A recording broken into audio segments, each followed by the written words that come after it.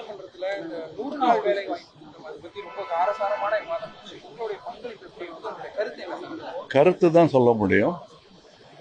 காந்தியார் அவர்களுடைய பெயரை காக்கவோ மீட்கவோ வேண்டிய அவசியமில்லை. நாம் கவனிக்க வேண்டியது என்னவென்றால், தமிழக அரசின் மீது சுமை கூடுகிறது.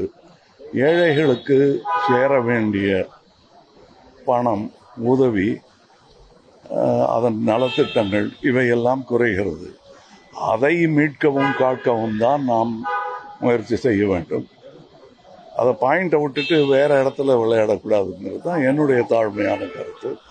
தேர்தல் நெருங்கிட்டு இருக்கு. தேர்தலுக்குள்ள பிரதமர் மோடி, அமித்ஷா உள்ளிட்டவர்கள் எல்லாம் பாஜகவுக்கு ஆதரவா தமிழ்நாட்டில் வருவதா தெரிவிக்கிறாங்க. 2026 தேர்தல் பொங்கலை கூட பிரதமர் மோடி இங்கே தான் கொண்டாட இருப்பதா திட்டம் தீட்டிருக்கதா சொல்றாங்க.